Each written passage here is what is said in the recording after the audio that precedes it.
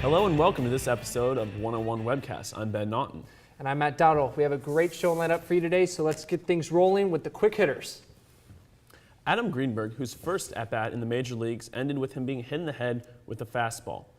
He got his wish again to come back and get one more major league at-bat with the Miami Marlins. Matt, what do you think of this situation, him getting that one at-bat with the Marlins? I mean, I want to look at the guy and say, congrats, that's great. I mean, he got to come back and, have his one at-bat. But frankly, I don't care, especially if you strike out. I mean, my goodness, he did something that we see Pena and Dunn do for a combined 40 million times a year. Put. I don't care.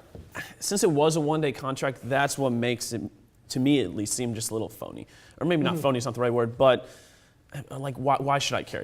He's supposedly got his own life now. He's playing for the Israeli national team, which, I mean, is not much of a team to speak of, but it's a nice story. But really, other than that, that's all it is. I agree. It's a good story. You can go home and tell the kids about, I got to come back and this is what I did for a day. But as a whole, I don't care. I think it's just being a little bit blown up. He did get to swing the bat this time, though. Exactly. I guess that's a plus. Yeah.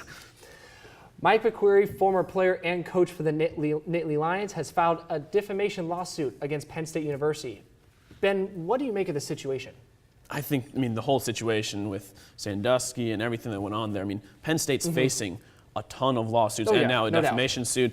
They have their hands full. They're spread thin. Exactly. I think why not? If he feels like he was wronged in any way or false things were said about him, go ahead. Exactly. Why not? Exactly. No, I completely agree. This situation, this case as a whole, will go down right now, in my opinion, as the greatest tragedy in college sports and will certainly remain that for years, decades to come. And I wouldn't want my face on that, especially if I was wronged in the process. I know it's a little bit of a sensitive situation, and I hope he owns up for what he's done. But if everything he's saying is true about the allegation, and the emails being held against and not being released. And if you remember, at the beginning, he came out, people said he saw this happen and he didn't do anything. And then slowly as things have come out, it turns out he went to Paterno. it turns out he did this, Paterno didn't do anything. So if he really didn't do anything, or if he did those things he said he has, then he should have his image cleared a little bit at least. Exactly.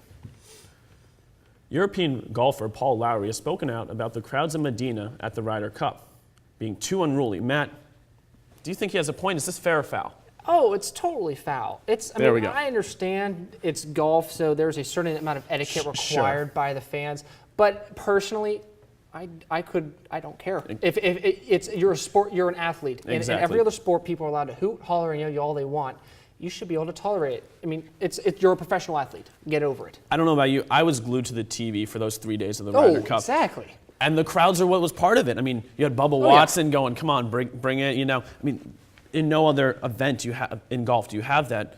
One time a year or one time every 2 years, why not? This is great for golf. The viewers was there.